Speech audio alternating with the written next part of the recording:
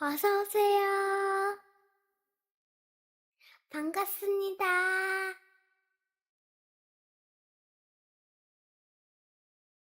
안녕하세요. 저는 30대 중반 남자입니다.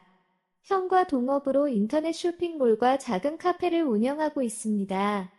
각자 직장 생활을 하면서 모은 돈으로 반반씩 투자해서 사업을 시작하게 되었습니다.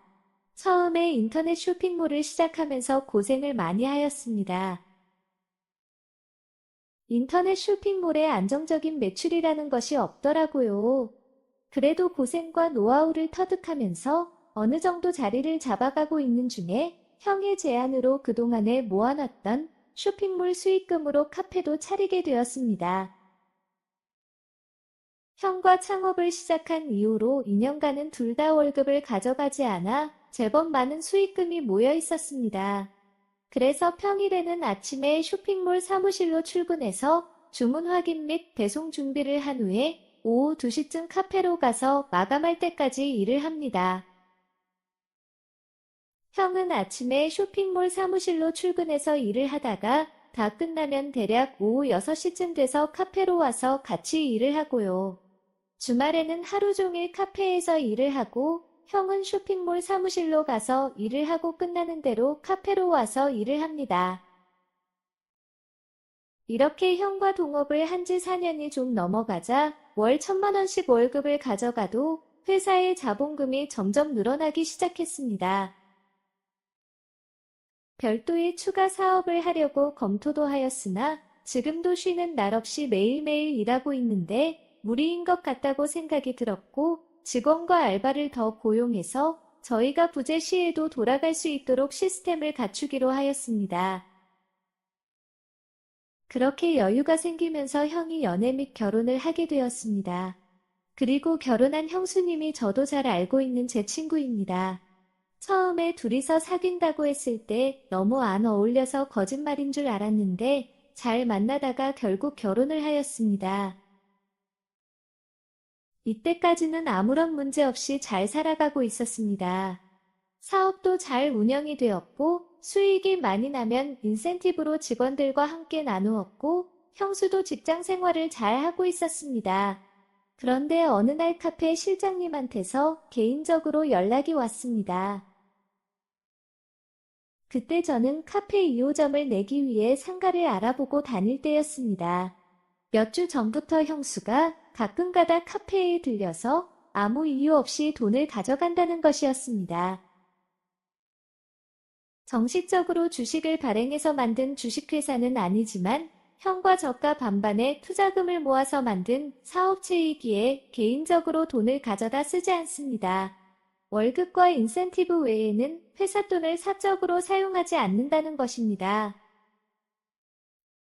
그런데 형수가 와서 사장 와이프라는 명목으로 금고에서 돈을 꺼내가니까 실장님도 아무 말도 못하고 있었던 것이었습니다. 그런데 그 금액이 누적이 되고 커져가니까 저한테 전화를 한 것이었습니다. 대충 금액을 들었는데 적지 않은 돈이었지만 어느 정도 수습할 수 있기에 실장님한테 걱정시켜드려서 죄송하다는 사과와 함께 수습해놓겠다고 말씀을 드렸습니다. 형수한테 전화를 걸었고 돈을 왜 가져갔냐고 물었더니 자기가 사장 와이프인데 직원인 저에게 일일이 사유를 말하고 돈을 가져야 되냐고 묻는 것이었습니다. 저는 형수가 미친 줄 알았습니다. 반반씩 투자해서 만든 사업체인 것을 알면서 뻔뻔하게 자기가 사장 사모님이라며 말을 하는데 정말 어이가 없었습니다. 저는 형수한테 대화가 안 통한다고 하면서 형이랑 이야기하겠다고 하였습니다. 형수는 당황해하면서 안 그래도 바쁜 사람한테 번거롭게 뭐 하려 연락하냐고 그럴 필요 없다며 조만간에 가져간 돈을 모두 변상해 놓겠다고 약속을 하였습니다. 하지만 변상은커녕 돈을 계속 가져갔습니다. 실장님 모아둔 CCTV와 핸드폰 촬영 영상을 받았습니다. 그리고 이것들은 형수한테 보여주며 빨리 변상을 하고 다시는 회사 돈을 임의로 꺼내가지 말라고 하였습니다. 그랬더니 만나서 이야기를 하자며 찾아왔습니다. 조만간 다 갚을 테니까 기다려달라고 하길래 도대체 왜 돈을 가져가냐고 물었습니다. 형이나 제가 월급을 적은 것도 아니고 중간중간 인센티브도 받고 게다가 형수 월급까지 생각하면 적은 돈이 아니었습니다. 그냥 묻지 말고 모른 척하고 있으면 알아서 처리한다길래 더 이상 대화가 안 통하고 충분히 많이 기다려주고 기회도 주었다고 생각한다며 형이랑 이야기해서 처리하게 하였습니다. 카페에서 따라 나와 무릎을 꿇고 제발 형한테 이야기하지 말아달라고 하는 것이었습니다. 그러면서 들어가서 다시 이야기를 하자며 사정사정하였지만 무시를 하고 제 차의 문을 열었습니다. 그랬더니 형수가 운전석에 타면서 어디 가냐며 운전해 줄 테니 가면서 자기 이야기 좀 들어달라는 것이었습니다. 그 억지에 결국 형수가 운전해주는 차를 타고 가면서 이야기를 들었습니다. 형 몰래 조금씩 도박을 하기 시작했는데 처음에는 조금씩 따기도 하고 잃기도 하였지만 나름 즐거웠다고 합니다. 시간이 지나면서 욕심도 생기기도 했지만 몇십 몇백 몇천이라는 돈에 우스워지기 시작하면서 점점 더 큰 돈으로 도박을 하게 되었다고 합니다. 이미 많은 돈은 잃었고 그것을 복구하기 위해 개임할 돈이 필요해서 가게의 돈에 손을 대었다고 하였습니다. 그러면서 이제는 딸 수 있다며 한 번만 목돈으로 빌려달라는 것이었습니다. 더 이상은 절대 안 된다고 하였지만 운전을 과격하게 몰면서 거의 협박을 하는 것이었습니다. 계속된 거절에 점점 더 운전을 거칠게 하기 시작했고 큰 사고가 날 것 같아서 알았다고 하였습니다. 형수로서 친구로서 너무 고맙다고 하면서 보답을 하겠다며 목적지 근처까지 왔는데도 방향을 바꿔서 다른 곳으로 운전을 계속하는 것이었습니다. 그리고 도착한 곳은 시내 외곽에 있는 무인텔이었습니다. 뭐 하는 짓이냐고 나가자고 하였더니 그런 것이 아니라면서 일단 따라 들어오라는 것이었습니다. 계속 나가자고 하였지만 일단 들어오라고 하면서 저를 거의 밀다시피 하면서 데리고 들어갔고 그곳에서는 삼삼오오 모여서 도박을 즐기고 있었습니다. 그러더니 빌려주기로 한 돈을 벽에 적혀있는 계좌로 보내주라는 것이었습니다. 정말 어이가 없었습니다.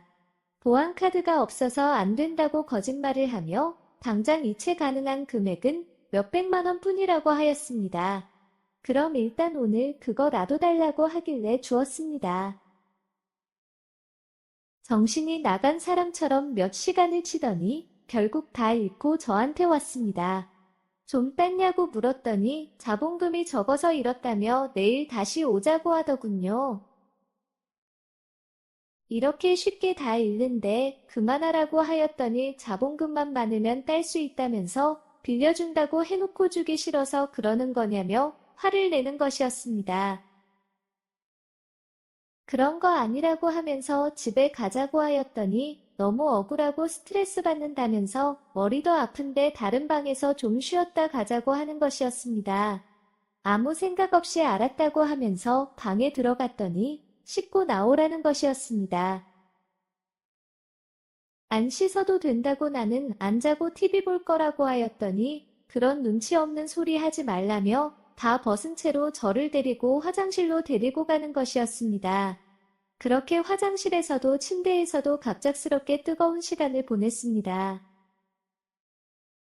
앞으로 자주 즐거운 시간을 보내자면서 형한테는 비밀을 지켜달라고 하는 것이었습니다.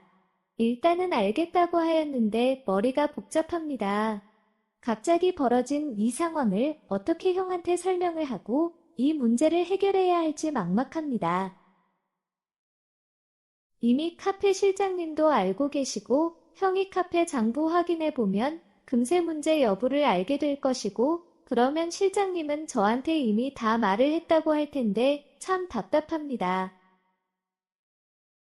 분명 수습을 해야 되는데 그렇다고 그 돈을 전부 제 사비로 채워놓는다고 해도 형수가 도박을 멈추지 않는 이상은 계속 문제가 발생할 것입니다. 그러다가 형이 저와 형수 사이 있었던 일을 알게 되는 날에는 어떻게 설명을 하든 분명 큰 싸움이 날 것입니다. 어떻게 하면 좋을까요? 오늘의 사연은 여기까지입니다. 구독과 좋아요, 알림 설정 부탁드립니다. 긴 글을 읽어주셔서 감사합니다. 구독과 좋아요 꾹꾹 눌러주세요. 꾹꾹. 알림 설정도 꾹꾹 눌러주세요.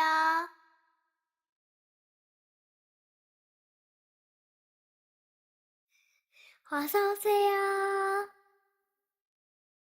반갑습니다. 안녕하세요. 10년 전 20대 후반이었던 저에게 예쁜 여자 소개팅이 들어왔습니다.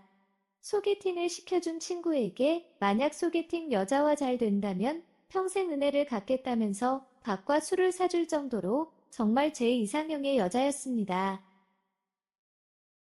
최대한 깔끔하게 차려입고 소개팅에 나갔습니다. 첫 만남부터 저희 둘은 대화가 잘 통했고 첫날 연인이 되었습니다. 첫날 저녁에 그녀의 집 근처에서 술을 한 잔 마시며 데이트를 하고 있었는데 그런 저희 모습을 본 그녀의 단짝 친구가 술집으로 들어왔습니다.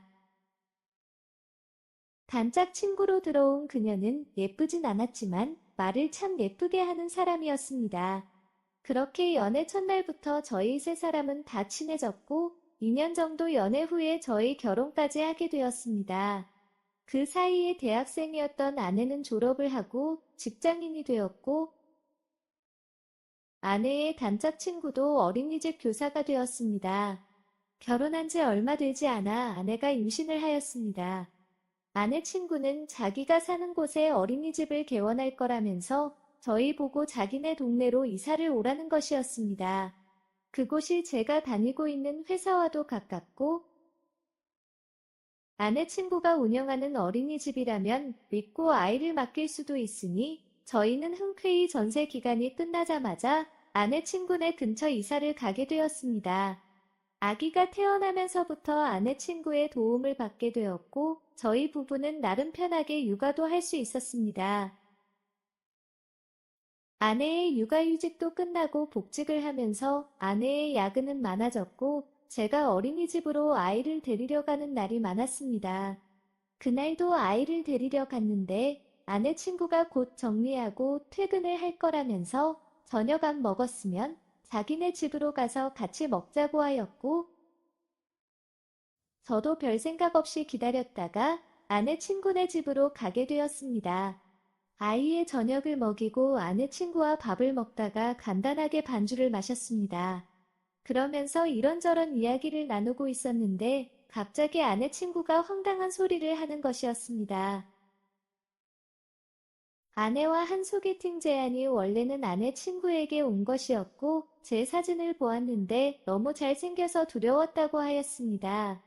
친구는 자기가 예쁘지도 않은데 소개팅을 한다고 자기 사진을 주었다가 거절당하는 것도 소개팅을 나갔다가 매몰차게 차이는 것도 너무 두려워서 저와의 소개팅을 안 한다고 했는데 옆에서 제 사진을 본 아내가 그러면 자기가 소개팅을 하면 안 되냐고 하면서 나가게 되었다고 하였습니다. 저와 아내가 소개팅을 하는 날에도 멀리서 다 지켜보고 있었고 사실 잘 안 되길 바랬는데 생각보다 둘이서 잘 진행되는 것 같아서 속상했다고 하였습니다. 저녁에 동네 술집에 들어가는 것을 보고 한참 동안 고민을 하다가 우연히 만난 척하면서 들어간 거라고 하였습니다. 그날 저와 대화도 나눠보고 저와 아내가 같이 앉아있는 모습도 보면서 저와 아내가 외모적으로나 성격적으로 너무 잘 어울린다고 생각이 들었고 깨끗이 단념하기로 다짐했다고 하였습니다.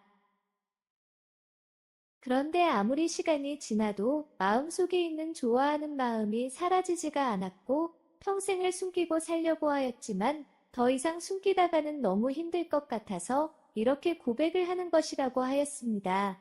절대 바람을 피자는 것도 아내와 이혼을 하고 자기와 결혼을 하자는 것도 아닌 솔직한 자기 마음을 한 번쯤을 표현하고 싶었다면서 오해도 하지 말고 부담도 갖지 말아달라고 하였습니다. 저는 뭐라고 말을 해야 할지 난감해하고 있는데 아내 친구는 너무 떨렸다면서 손을 바들바들 떨었습니다. 그래도 속은 너무 후련하고 좋다고 하였습니다. 그런 아내 친구의 손을 꼭 잡아주면서 몰랐다면서 미안하다고 사과를 하였습니다. 그런데 갑자기 저에게 뽀뽀를 하는 것이었습니다. 이 정도까지는 안 해도 이해해 줄 거라면서 처음이자 마지막이라고 하였습니다. 그날 이후로는 저는 아내 친구를 보는 것이 조금은 어색했지만 아이를 데리러 가야 했기에 매일 볼 수밖에 없었습니다. 아무렇지 않은 척을 하려고 해도 쳐다보는 것조차도 힘들었습니다. 하지만 시간이 지나면서 그런 마음은 다 사라졌고 지금은 아내보다 아내 친구와 더 많은 시간을 보내는 사이가 되었습니다. 아내가 바쁠 때는 자연스럽게 아내 친구와 보냈고 아내가 일찍 오는 날에는 야근이나 회식 핑계를 대면서 아내 친구와 시간을 보냈습니다. 그날도 아내에게 거짓으로 늦는다고 하고서는 아내 친구네 집에서 뜨거운 시간을 보내고 온 날이었습니다.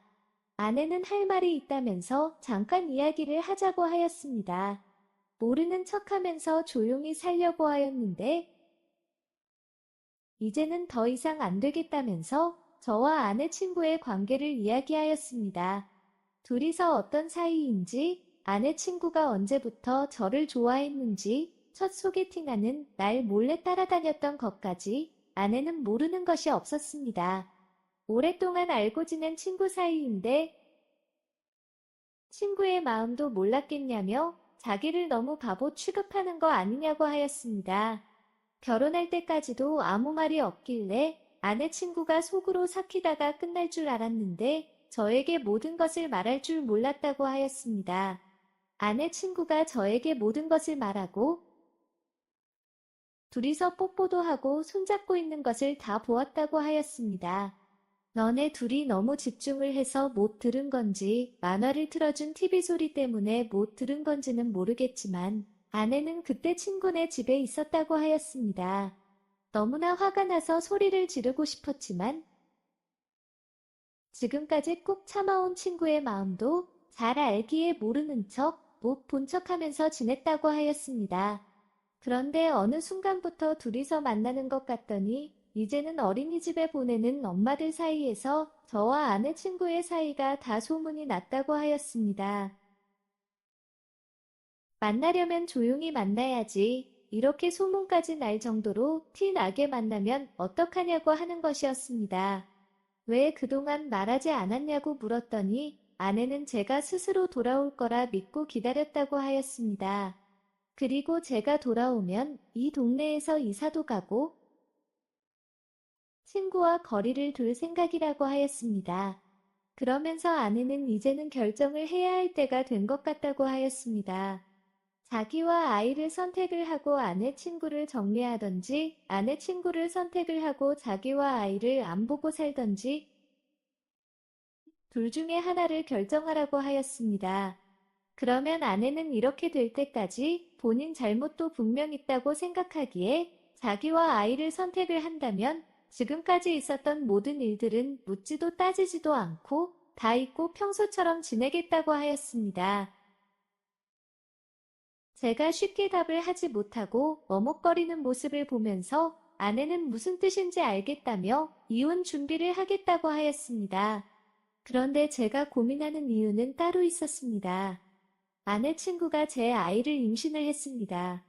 아내 친구의 뱃속에 있는 제 아이가 있는데 그 자리에서 저 혼자 결정을 내리기에는 어려운 상황이었습니다. 결국 아내에게 임신 사실을 이야기해 주었고 아내 친구를 저희 집으로 불렸습니다. 혹시나 둘이서 치고받고 싸울까 걱정은 했지만 그 둘은 제 예상과 달리 차분하고 침착하게 둘이서 이야기를 나누었습니다. 한참을 이야기하고 나온 두 여자는 다 같이 살자는 것이었습니다. 대신에 일단 모든 것을 정리를 하고 다른 동네로 이사 및 이민을 가자는 것과 저와 아내가 이혼을 하고 각자 싱글로서 삶을 살자는 것이었습니다. 그리고 육아 및 생활비는 셋이서 다 같이 분담하는 하자는 것이었습니다. 그러면 같은 집에서 살면서 남남으로 지내는 거냐는 제 질문에 똑같이 아내와 부부처럼도 지내고 아내 친구와 연인처럼 지내라는 것이었습니다. 대신에 각자의 사생활이니 서로가 서로에게 어떠한 것도 강요하지 말고 또 각자 다른 사람이 생기면 그 집에서 나가도 된다고 하였습니다. 단 나가면 다시 못 돌아오는 것이고 아이의 거취 문제는 그때 가서 결정하자고 하였습니다. 그러면서 며칠 동안 생각해보고 답을 달라고 하였습니다. 아무리 생각을 해봐도 무슨 상황인지 어떻게 지내겠다는 건지 도통 머릿속으로 정리가 되지 않았습니다. 일단 아내와 헤어지는 것도 아내 친구의 뱃속에 있는 아이도 둘 다 포기할 수 없었던 저로서는 그들의 제안을 받아들이기로 하였습니다. 다만 이혼을 그들의 제안대로 살아보고 결정하기로 하였습니다. 모든 것을 정리하고 캐나다로 다 같이 온 지 2년이 되었고 현재 저와 아내, 아이들만 같이 살고 있으며 아내 친구는 외국 남자와 결혼해서 저희 집 근처에서 살고 있습니다. 과연 끝이 어떻게 될까 걱정이 많이 되었는데 잘 정리 및 안정이 돼서 문제없이 잘 지내고 있습니다. 여전히 아내 친구네와 자주 왕래하면서 지내고 있고 아내 친구와 저 사이에 태어난 아이는 저희 부부가 키우기로 하였습니다. 물론 아내와 이혼도 하지 않았고요. 아내는 친구였고 모든 것을 다 알았기에 그냥 넘어가고 이해도 하는 것이지만 다시는 바라면 안 된다고 말한 이후에는 지난 일에 대해서는 아무 말도 하지 않습니다. 이런 아내에게 너무 고맙고 평생 잘해야 되겠습니다. 오늘의 사연은 여기까지입니다. 구독과 좋아요, 알림 설정 부탁드립니다. 긴 글을 읽어주셔서 감사합니다. 구독과 좋아요 꾹꾹 눌러주세요. 꾹꾹. 알림 설정도 꾹꾹 눌러주세요.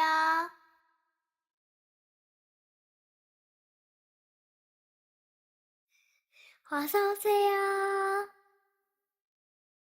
반갑습니다. 안녕하세요. 저는 결혼한 지 2년 된 26살 유부녀입니다. 남편은 5살이 많고 같은 회사를 다니고 있습니다.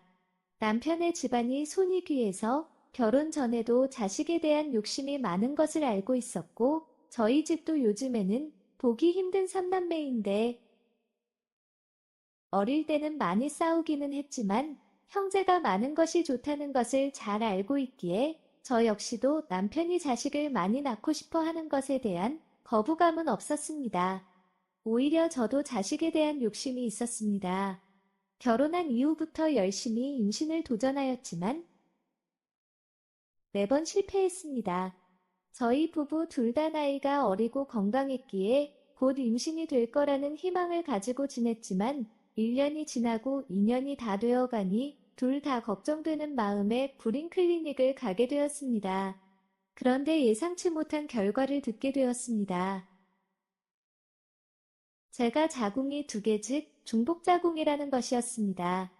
어렸을 때부터 남들보다 조금 생리주기가 짧다고 생각했지만 이상할 정도도 아니었고 살면서 자궁이 아픈 적도 없어서 몰랐습니다.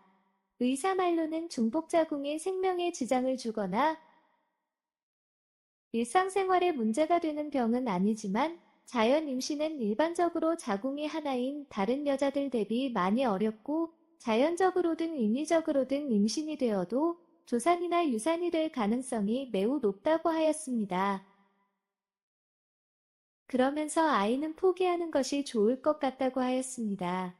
아이를 가질 수 없다는 의사의 말에 저는 저대로 남편은 남편대로 큰 충격이었습니다. 남편에게 미안한 마음도 켰지만 아직 20대 중반인데 여자로서의 인생이 끝난 것 같아서 매일매일 우울하고 무기력했습니다. 남편도 이런 저를 위로해 주려고 처음에는 엄청 노력을 하였습니다. 하지만 남편도 시댁의 압박과 자기 자식을 낳지 못할 수도 있다는 현실에 스트레스를 많이 받았습니다. 제 앞에서는 티를 내지는 않았지만 어두워져가는 얼굴에서 느낄 수 있었습니다. 그러던 중에 제 아빠 생신 기념으로 다 같이 모였습니다. 최대한 아무 일도 없다는 듯이 밝은 표정으로 갔지만 집안 분위기는 무거웠습니다. 아빠는 오랜만에 다 같이 모였는데 즐겁게 술을 한잔하면서 분위기를 바꿔보자며 오랫동안 보관하고 있던 당근술을 가지고 오셨습니다. 막내 동생도 올해 20살이 되어서 같이 술을 마시며 많은 이야기를 주고받았습니다. 당근술을 한 병, 두 병 먹다 보니 제법 술기운도 올랐고 진지한 이야기들을 하기 시작했습니다. 아빠가 남편에게 미안하다는 사과와 함께 사돈 어르신들께서 많이 속상해하실 텐데 별 면목이 없다며 먼저 임신 문제에 대한 이야기를 꺼내셨습니다. 저희 부모님께 항상 예의가 바른 남편이었지만 입장 바꿔놓고 생각해보시면 당연한 거 아니겠냐며 날카로운 반응을 보였습니다. 아빠는 계속 미안하다고 남편에게 사과만 하였습니다. 남편은 사과만 하실 것이 아니라 현실적인 해결 방안을 마련해 주셔야 되지 않냐며 아빠에게 따졌습니다.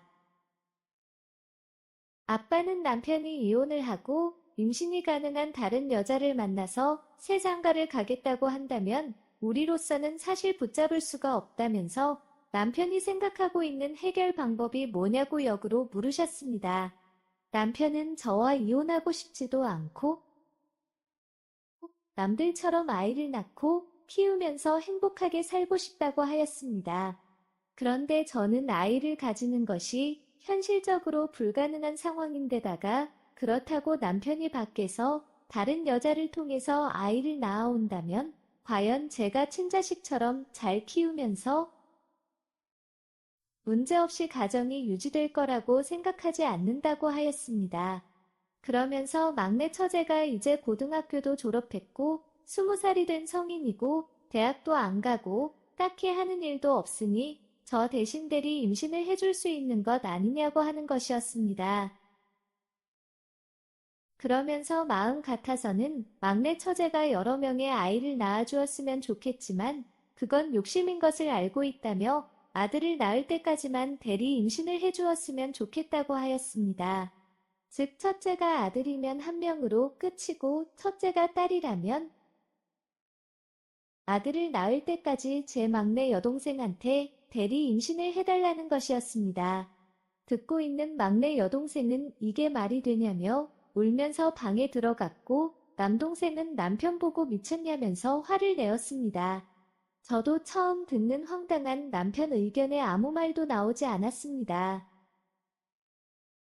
조용히 다 듣고 있던 아빠는 남편의 뺨을 열어 대 때리면서 건강하지 못한 딸을 시집 보낸 장인으로서 항상 사위인 남편에게 항상 미안하고 면목이 없지만 그렇다고 이런 소리까지 하는 남편과 저를 계속 살게 할 수 없다면서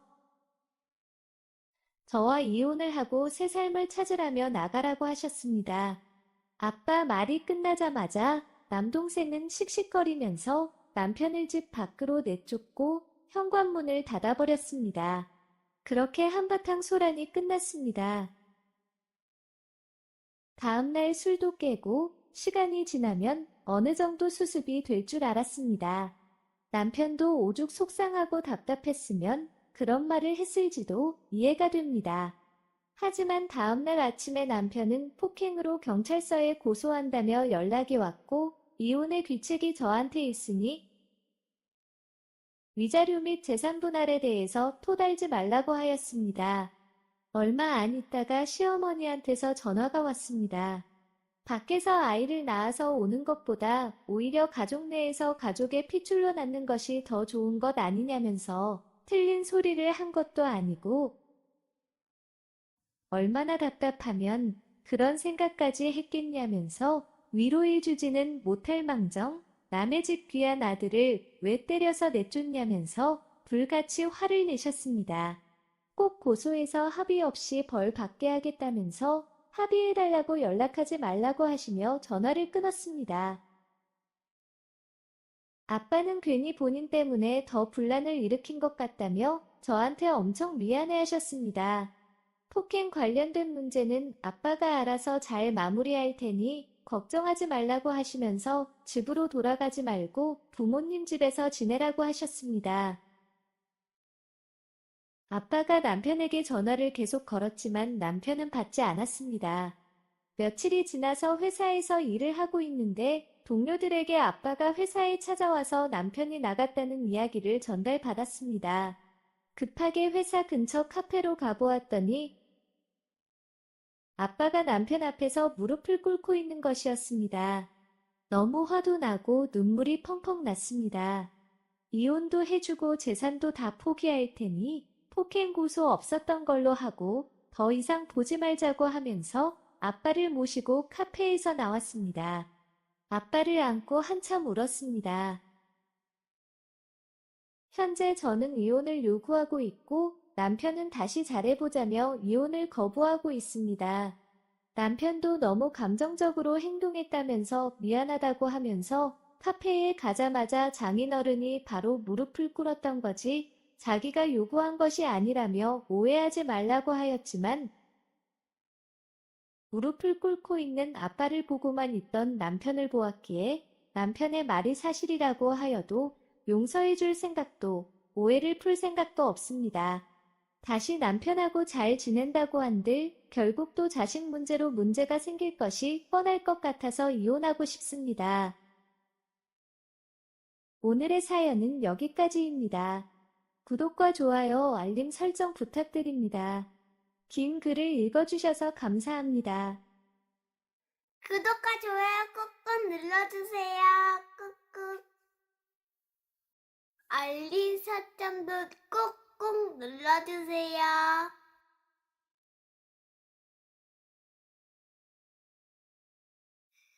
어서오세요. 반갑습니다.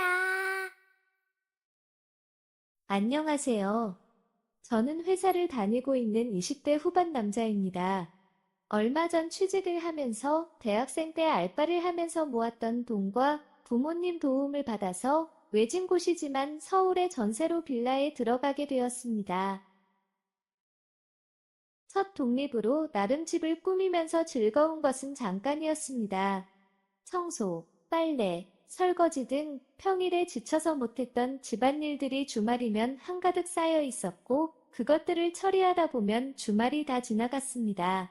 그날도 낮에 밀린 집안일하면서 하루를 보내다가 친구들의 연락을 받아서 놀다가 새벽쯤 집에 들어오는 길이었습니다. 어떤 한 여자가 제 집 문 앞에서 익숙하게 비밀번호를 누르고 들어가는 것이었습니다. 순간 제가 너무 취해서 다른 집에 잘못 찾아온 건가 싶어서 몇 번이고 나가서 빌라 건물을 확인해 보았지만 제가 사는 빌라가 맞았습니다. 빌라 호수도 다시 한번 확인을 하고 조심스럽게 비밀번호를 눌려보니 문이 열렸습니다. 그렇게 열고 들어간 제 집에는 어떤 여자가 신발도 벗지 않은 채 거실에 누워서 자고 있는 것이었습니다. 괜히 건드리면 오해를 사거나 곤란한 상황이 벌어질 것 같아서 바로 경찰을 불렸고 경찰들이 도착할 때까지 집 밖에 나가서 CCTV에 잘 찍히는 복도 계단에 앉아 있었습니다. 힘들게 겨우 좋은 회사에 입사를 하였기에 그때 당시에 제가 제법 많이 술을 마신 상태였는데도 절대 사건 사고에 휘말리면 안 된다는 생각이 강하게 들었던 것 같습니다. 경찰들을 만나서 신원 확인을 한 후에 제 집에 들어가 거실에 자고 있는 그 여자를 보여주었습니다. 주거 침입 등으로 신고가 가능하다고 하였지만 그 여자도 술에 취해서 실수로 들어온 것 같아서 일단 그냥 데리고 나가달라고 하였습니다. 경찰들이 그 여자를 경찰차에 태우고 갔습니다. 그 여자의 사고 흔적을 치우고 잠이 들었습니다. 몇 시간쯤 잤을 무렵에 경찰로부터 전화가 왔습니다. 도둑이나 나쁜 사람은 아니고 몇 주 전까지 그 집에 살다가 윗집으로 이사간 사람이라면서 술에 많이 취해서 실수로 잘 못 찾아간 거라고 하였습니다. 그러면서 현관 비밀번호도 습관처럼 누른 건데 혹시 이사 오신 이후에 현관 비밀번호를 안 바꾸셨냐고 묻는 것이었습니다. 처음 전세로 남의 집에 살다 보니 현관 비밀번호를 제 임의로 바꾸면 안 되는 줄 알아서 안 바꿨다고 하였더니 절대 그러면 안 된다며 당장 바꾸라고 하였습니다. 그리고 그날 오후에 음료수 박스와 함께 어제 일을 죄송하다며 윗집 여자가 찾아왔습니다. 괜찮다고 대답을 하려는데 제 말을 듣지도 않은 채 부끄러운 건지 원래 성격이 모난 건지 그냥 가버렸습니다. 새벽에 볼 때는 너무 놀라고 무서워서 얼굴을 제대로 못 보았는데 제대로 맨정신에 밝은 데서 보니 제법 예쁜 얼굴에 날씬하고 볼륨감도 있는 몸매였습니다. 저렇게 예쁜 여자가 여자친구였으면 하는 생각이 잠깐 들었습니다. 그래서 오고 가며 윗집 여자를 만나면 친절하게 인사를 하였지만 그때 그 일로 제가 불편한 건지 모른 척하거나 간단히 목례만 하고 갔습니다.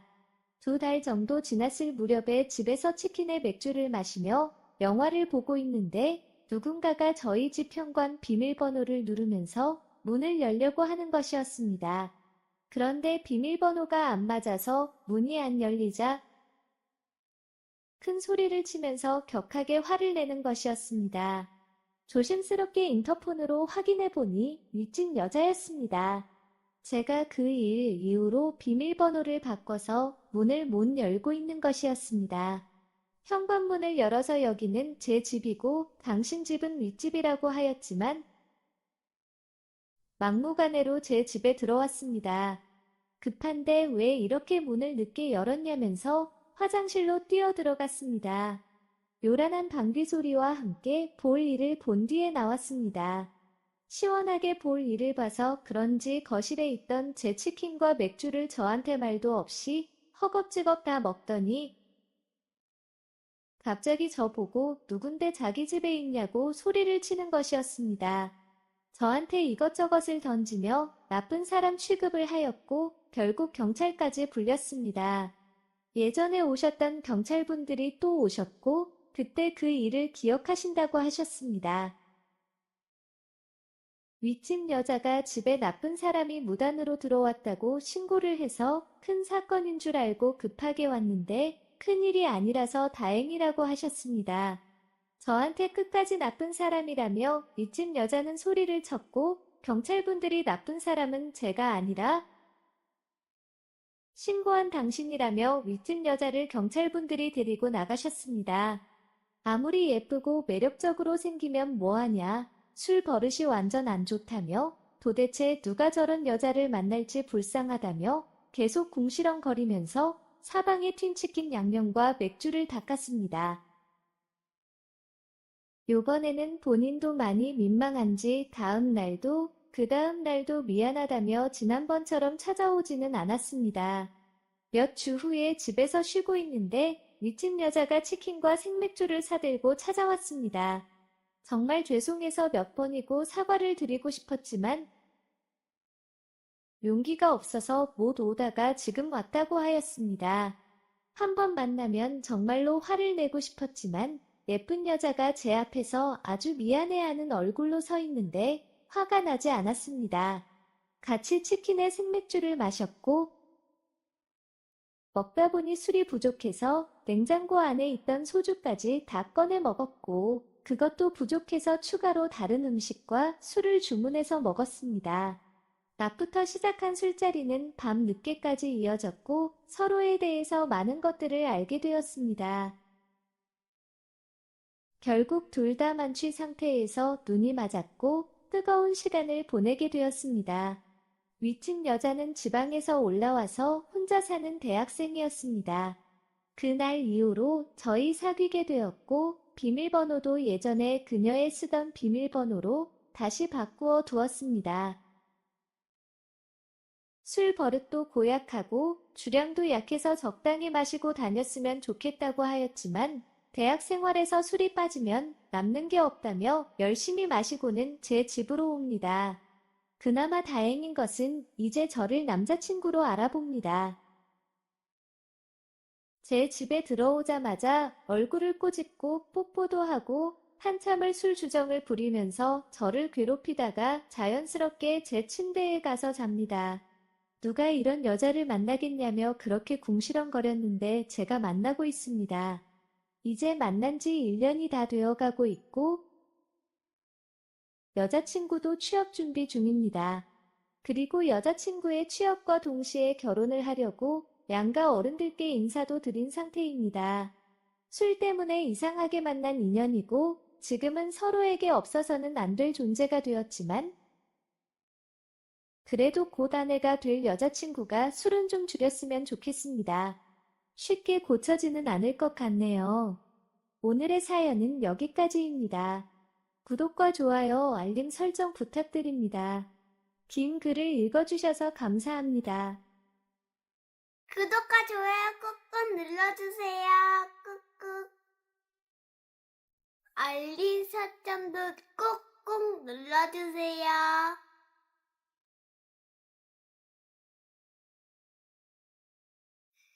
어서오세요.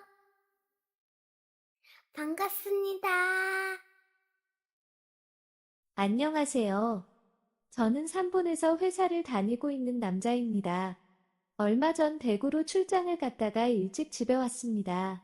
대구에서 올라오는 길에 아내가 좋아하는 대전의 유명한 빵집에 들러서 빵까지 사서 들어왔는데 침대에 누워있는 다른 남자의 외로움을 입으로 달래주고 있었습니다. 심지어 그 옆에는 태어난 지 5개월밖에 안 된 아이가 놀고 있는데도 한 아이의 엄마이자 한 남자의 아내인 여자가 남편이 아닌 다른 남자와 사랑을 나누고 있던 것이었습니다. 들고 있던 빵을 그들에게 던지고 그 두 사람의 머리끄덩이를 잡고 그 방에서 끌고 나왔습니다.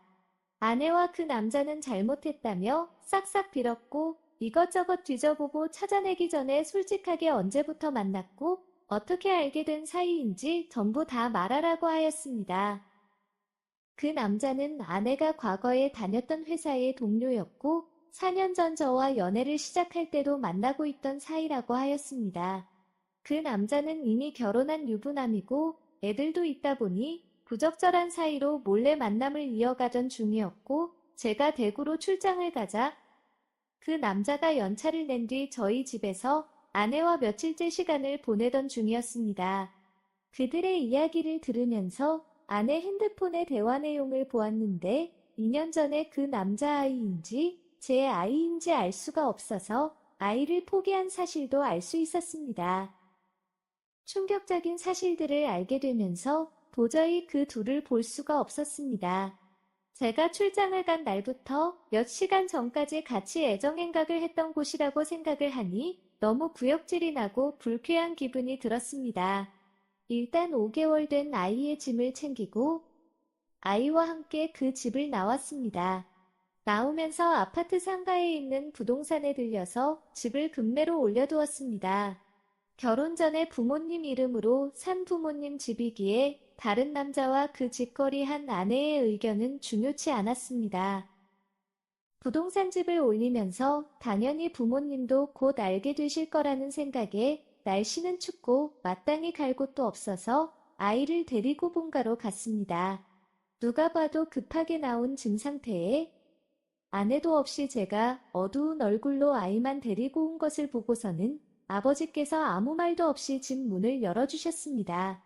아버지와 달리 어머니는 무슨 일이냐면서 아내한테 계속 전화해서 물어보신다고 하자 아버지는 편히 쉬라고 하시면서 어머니를 데리고 안방으로 들어가셨습니다.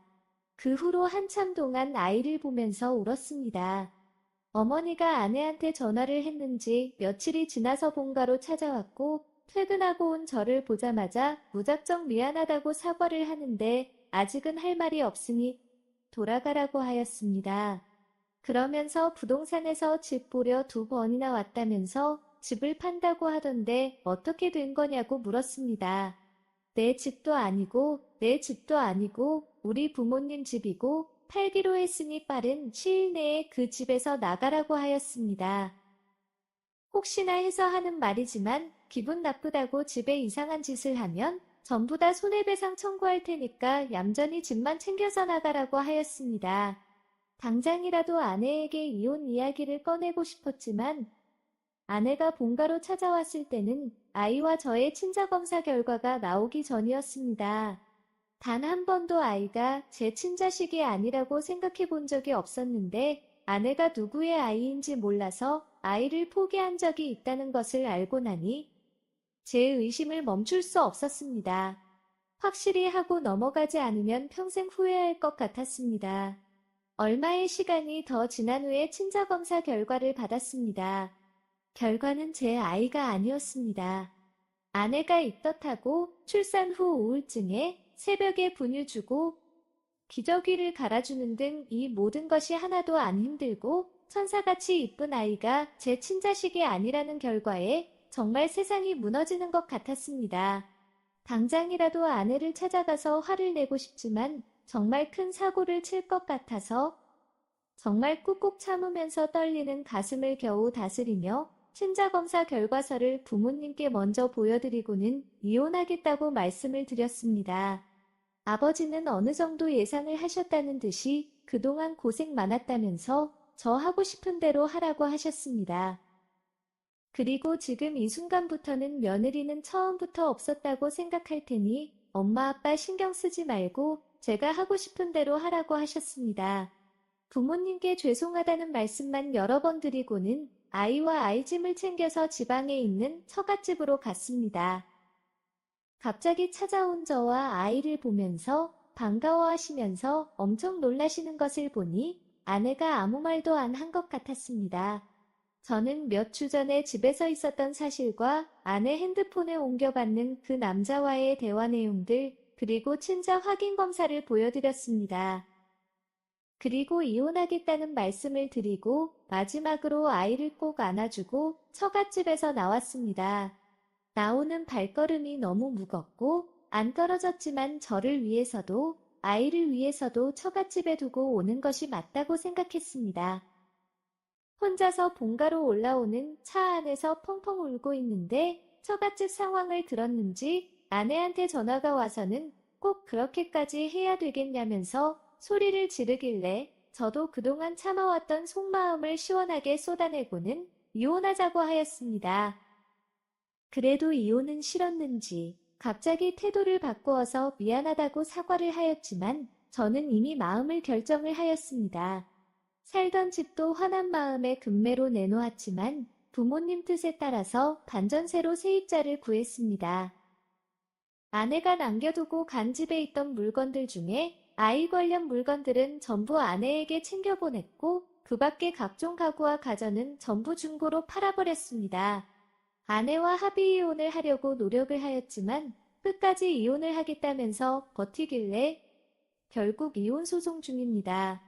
변호사님 말씀으로는 이혼 소송 중에도 조정되어서 이혼 소송 기간이 단축되는 경우도 있지만 아내가 강력하게 이혼을 거부하는 중이다 보니 아마도 1년 정도 걸릴 것 같다고 하였습니다. 그리고 아내의 귀책으로 이혼을 하는 것이지만 재산 분할은 재산 형성 기여도에 따라서 분할이 될 거라면서 답답하고 억울하더라도 어쩔 수 없다고 하였습니다. 양육권은 당연히 포기하였고 위자료는 최대한 많이 청구해달라고 하였습니다. 물론 그 남자에게도 상간남 소송을 진행하였고 5천만 원을 받았습니다. 그 남자의 배우자도 아내한테 상간녀 소송을 걸었다고 이야기는 들었는데 어떻게 진행되었는지 모릅니다. 가끔씩 처갓집에서 나올 때 울던 아이의 모습이 자꾸 생각이 나서 힘든 것 빼고는 많이 좋아졌고 일상생활도 잘하면서 지내고 있습니다. 오늘의 사연은 여기까지입니다. 구독과 좋아요, 알림 설정 부탁드립니다. 긴 글을 읽어주셔서 감사합니다. 구독과 좋아요 꾹꾹 눌러주세요. 꾹꾹.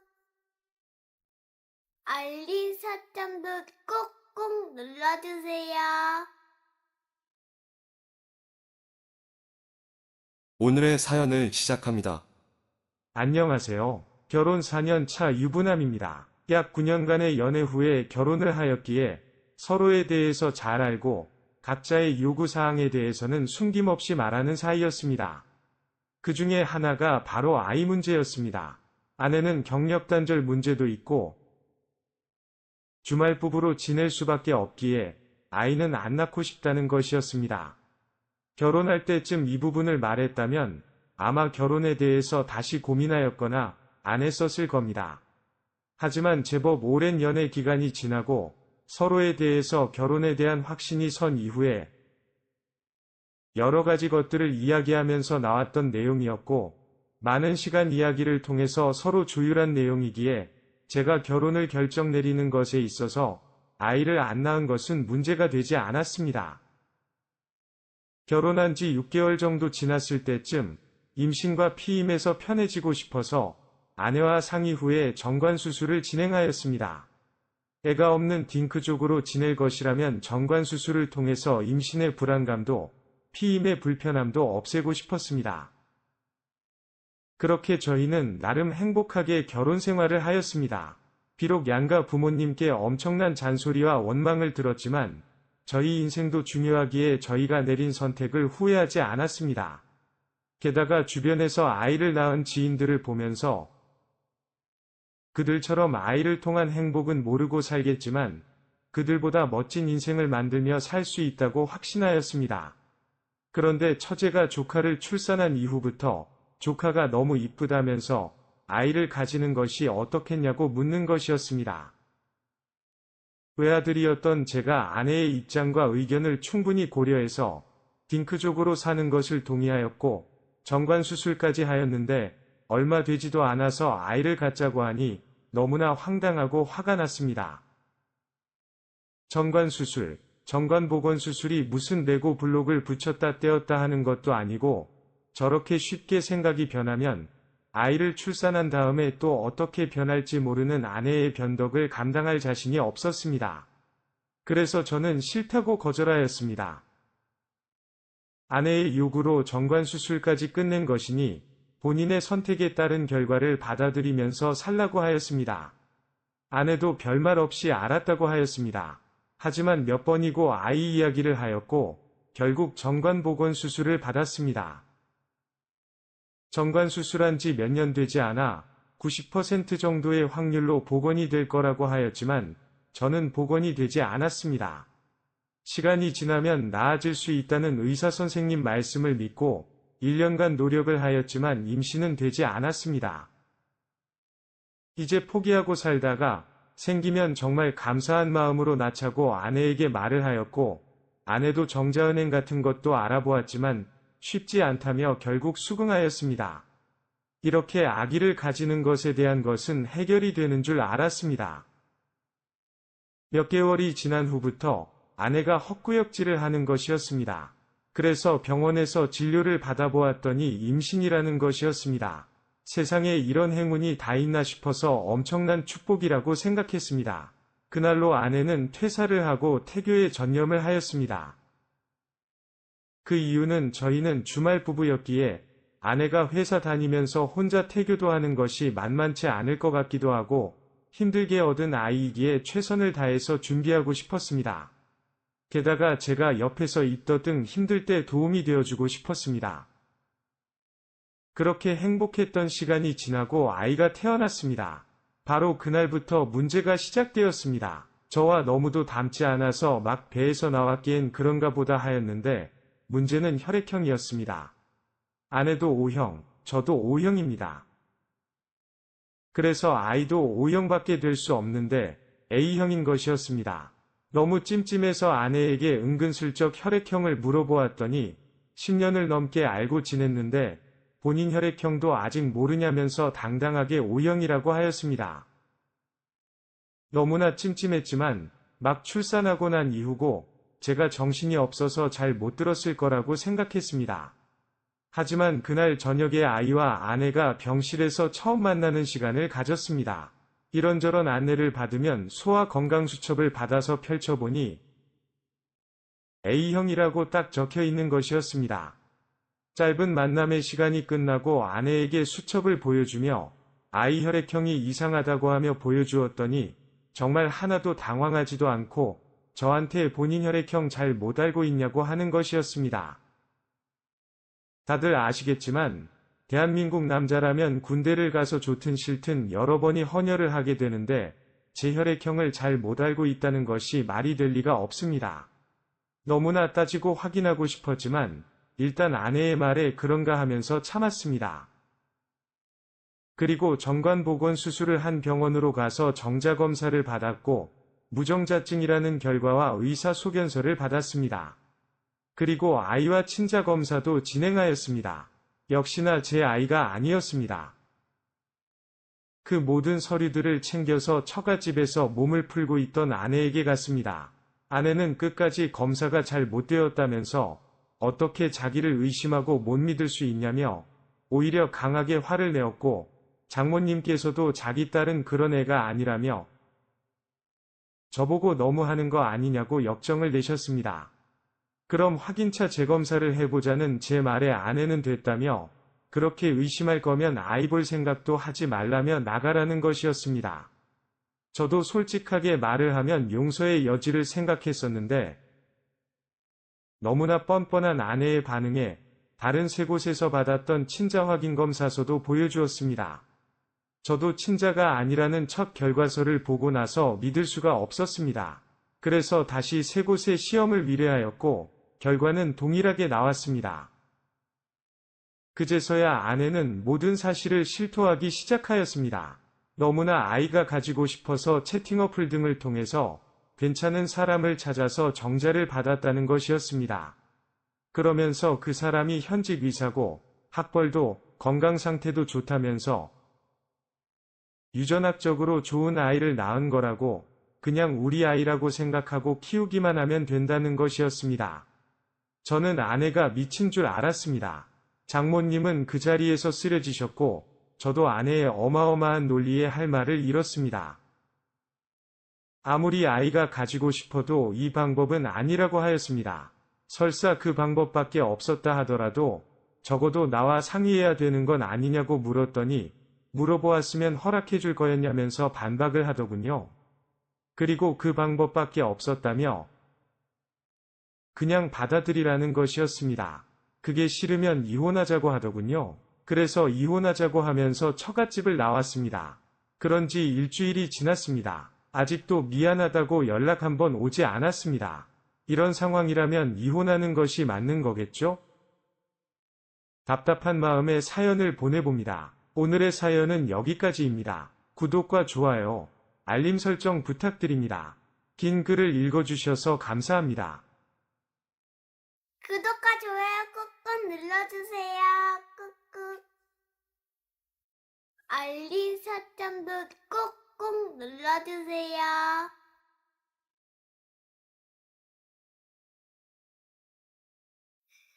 어서오세요. 반갑습니다. 안녕하세요. 저는 대기업을 다니고 있는 30대 후반 남자입니다. 제 이야기를 말씀드리려면 고등학생 때부터 시작해야 될 것 같습니다. 저는 강원도 시골에서 태어나서 초등학교, 중학교를 졸업하였고 고등학교를 다니던 중에 아버지의 직장 문제로 서울로 전학을 가게 되었습니다. 나름 고향에서 활발한 성격의 친구도 많았는데 전학을 온 뒤로는 사투리와 시골에서 왔다는 이유로 소위 싸움 좀 하는 친구들에게 왕따와 괴롭힘을 당했고 자연스럽게 저와 엮이면 같이 학교 생활이 힘들어질까봐 일반 친구들마저도 저를 멀리하거나 모르는 척하였습니다. 그러다 보니 성격도 내성적으로 변하고 학교 성적도 엄청 떨어지고 학교 가는 것도 너무 싫었습니다. 결국 부모님께 말씀을 드리고 전학 온 지 1년 만에 자퇴를 하였습니다. 이런 상황에서도 전학 온 첫날부터 저한테 말을 걸어주고 왕따와 괴롭힘을 당하는 중에도 계속 같이 밥도 먹어주고 학용품도 빌려주는 유일한 친구가 있었습니다. 자퇴한 이후에도 자주 연락을 주고받았고 학교를 다니지 못해서 얻지 못하는 입시 정보나 일정들을 알려주었습니다. 그 친구 덕분에 좋은 대학을 입학하게 되었고 대학원을 나와서 좋은 회사에 취업하게 되었습니다. 물론 그 친구도 재수를 하긴 했지만 좋은 대학을 나와서 좋은 회사에 취업하게 되었습니다. 건설사를 다녔던 그 친구는 해외 출장을 정말 많았습니다. 그래서 20대 남자들이 술만 먹으면 하는 여자 이야기, 연애 이야기, 외롭다는 넋두리를 할 때마다 농담 삼아서 한국에 있는 시간보다 외국에 있는 시간이 더 많으니 차라리 외국인 여자친구를 사귀어 보라고 하였는데 정말 외국인 여자를 만나서 결혼까지 하였습니다. 어릴 때 교통사고로 부모님을 일찍 하늘나라에 보내고 여기저기 친척집을 다니며 눈칫밥도 먹고 나름 외로움이 많았던 친구는 좋은 여자 만나면 빨리 결혼하고 싶다고 그렇게 노래를 부르더니 외국인 여자친구와 연애한 지 반년 만에 일찍 결혼을 하였습니다. 그래서 저도 친구 결혼식을 2번이나 갔습니다. 외국인 여자친구이다 보니 한국에서도 결혼식을 하였고 외국에서도 결혼식을 하였습니다. 한국말이 전혀 안 되는 친구 아내 때문에 신혼집을 친구 회사 근처에 얻었고 문제가 생길 때마다 친구가 회사에서 급하게 집으로 달려갔습니다. 이런 사정을 알았는지 회사에서도 결혼 1년 차까지 해외 출장도 안 보내고 서울에서 내근직으로만 업무를 주었는데 계속 그렇게 편히만 봐줄 수만 없다 보니 친구는 다시 해외 출장을 다니게 되었습니다. 그럴 때마다 엄청나게 걱정을 하였고 결국 친구 아내는 친구가 출장을 갈 때마다 제 집에서 지내게 되었습니다. 자주 만나서 밥도 먹고 이야기도 많이 했기에 친구 아내가 제 집에서 지내는 것이 싫지 않았지만 혼자 지내다가 같이 지내려니 불편하였고 특히 여자라서 더 힘들었습니다. 하지만 그것도 몇 번을 반복하다 보니 적응이 되었습니다. 그렇게 친구의 출장과 친구 아내가 저희 집에서 지내는 것이 편안한 일상이 되었을 때 친구가 해외 출장 중에 교통사고로 하늘나라로 가버렸습니다. 울고만 있는 친구 아내를 위로하고 달래가면서 하늘나라에 가버린 친구를 한국에 데리고 왔습니다. 아무리 한국 사람이라도 죽으면 한국에 오는 것이 쉽지 않았습니다. 그렇게 친구의 장례까지 치르고 나니 일주일이 지나 있었습니다. 친구에 남긴 재산 전부를 친구 아내에게 상속까지 잘해주었고 앞으로 어떻게 지낼 거냐고 물었습니다. 20대 초반의 미망인이 된 친구 아내는 어떻게 해야 할지 막막하다고 하였습니다. 부모님이 계신 곳으로 돌아가자니 경제적으로 힘든데 부담을 드리고 싶지 않다고 하였고 한국에 계신 입자니 어떻게 먹고 살아야 할지 막막하다고 하였습니다. 친구와 살던 아파트도 당장은 지낼 수 있겠지만 매달 내야 하는 월세와 관리비는 소득이 없는 친구 아내에게는 큰 부담이었습니다. 결국 아파트도 정리하고 받는 월세 보증금과 회사에서 나온 보상금 및 보험금 등이 친구 아내의 전 재산이었습니다. 적은 돈은 아니었지만 그렇다고 친구 아내의 인생을 평생 책임져 줄 만큼의 돈도 아니었습니다. 어쩌면 제가 친구 아내를 평생 도와줘야 될 수도 있지만 저에게는 친구가 그만큼 고맙고 소중한 친구이기에 친구 아내를 제 집으로 이사시켰습니다. 한 달 정도는 친구 아내가 친구를 보내주고 마음의 안정을 찾을 수 있도록 기다려주었습니다. 그 후부터는 계속 신세 지는 것이 미안하다며 당장이라도 일을 구해서 하겠다는 것을 말렸습니다. 한국말도 잘 못하는 외국인이 할 수 있는 일은 별로 없었을 뿐더러 대부분이 몸이 많이 힘든 일이었습니다. 친구 아내를 한참 동안 설득해서 외국인 전형으로 서울에 있는 4년제 대학을 보냈고 한국어학당도 다니면서 한국어 공부도 시켰습니다. 대학을 졸업하니 친구 아내가 할 수 있는 일들도 많아졌고 일에 대한 보상도 많이 좋아졌습니다. 4개 국어가 되면서 무역을 전공한 친구 아내는 수출입하는 회사로 취업을 하였습니다. 월급을 받는 뒤부터는 생활비라면서 매달 저에게 100만 원씩 주었고 저는 그 돈을 사양하였지만 무작정 제 방에 놓고 가는 바람에 나중에 친구 아내가 독립을 하게 되면 조금이나마 보탬이 되어줄 생각으로 적금을 들었습니다. 이때가 친구가 하늘나라 간 지 5년이 넘었을 때였습니다. 친구가 하늘나라 간 것은 너무 슬프고 속상하지만 또 산 사람들은 열심히 살아가야 하기에 아직 너무 어리고 애도 없는 친구 아내를 홀로 지내는 것은 아닌 것 같아서 좋은 남자 있으면 만나라고 하였습니다. 이런 제 말에 놀란 듯 눈이 동그래졌고 친구도 친구 아내가 평생을 친구만을 그리워하고 속상해하면서 혼자 지내는 것을 원치 않을 거라고 하였습니다. 친구 아내는 펑펑 울면서 아직 친구를 완전히 보내주지 못했다고 하였습니다. 시간이 아무리 지나도 보고 싶고 슬프다고 하였습니다. 저 역시도 그렇다고 하였습니다. 하지만 하늘에 있는 친구는 친구 아내가 행복하길 바랄 거라고 하였습니다. 그렇게 그날은 둘이서 친구 이야기를 하면서 펑펑 울었고 다음 날부터는 다시 일상으로 돌아와 각자 회사를 다니면서 지냈습니다. 반년쯤 지났을 때 친구 아내와 오랜만에 밖에서 외식을 하는데 서빙하시던 이모님께서 저에게 국제결혼은 하신 것 같은데 어떻게 만났냐고 물었습니다. 결혼한 부부 사이가 아니고 사촌 여동생이라고 하였습니다. 그 말 이후에 친구 아내는 표정이 어두워졌고 결국 다 먹지 못하고 식당을 나왔습니다. 아무 말 없이 집에 왔고 아무 말 없이 각자 방으로 들어갔습니다. 결혼 이야기가 나오면서 친구 생각이 나서 그런 것 같아 아무 말도 하지 않았습니다. 다음 날에도 그 다음 날에도 계속 표정도 어둡고 말도 없길래 왜 그러냐고 물었더니 친구 아내도 자기 마음을 잘 모르겠다고 하면서 여동생이라고 소개한 것이 너무 마음이 아팠다고 하는 것이었습니다. 이런저런 상황 설명하기가 너무 힘들어서 그런 것뿐이고 지금까지 항상 사람들이 무슨 관계냐고 물어볼 때마다 여동생이라고 말했는데 왜 마음이 아팠냐고 물었습니다. 자기도 잘 모르겠다며 한숨만 쉬다가 아무래도 저를 사랑하고 있는 것 같다고 하였습니다. 저도 우리는 가족이니까 당연히 서로를 사랑하고 좋아한다고 하였더니 그런 감정이 아니라 에로스적인 사랑이라고 하는 것이었습니다. 그 말에 저는 당황해서 말문이 막혔고 아직 젊고 예쁘니 저보다 더 좋고 멋진 남자를 만날 기회가 많다고 하였습니다.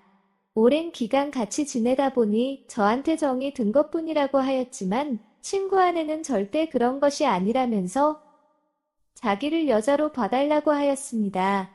그날 그 대화 이후로 친구 아내와 약간 어색해졌고 다시 제 집에서 친구 아내와 같이 있는 불편한 것까지는 아니지만 조금 어려웠습니다. 친구 아내는 적극적으로 마음을 표현하였고 저는 생각할 시간이 필요하다고 하였습니다. 친구 아내가 매력이 없는 것이 아니라 친구에게 용서받지 못할 죄악이라는 생각이 너무 들었습니다. 결국 그날 그대와 이후로 약 1년이 지났는데 아직 저는 아무런 대답조차 해주지 못하고 있고 여전히 어색하지도 친하지도 않은 애매한 사이로 한 집에서 같이 살고 있습니다. 어떤 날에는 친구가 이해해주고 진심으로 축하해줄 것 같으면서도 또 다른 날에는 친구가 너무 실망하고 화를 낼 것만 같습니다. 이제는 무언가 결정을 지어야 할 것 같은데 어떻게 해야 할까요? 오늘의 사연은 여기까지입니다. 구독과 좋아요, 알림 설정 부탁드립니다. 긴 글을 읽어주셔서 감사합니다. 구독과 좋아요 꾹꾹 눌러주세요. 꾹꾹. 알림 설정도 꾹꾹 눌러주세요.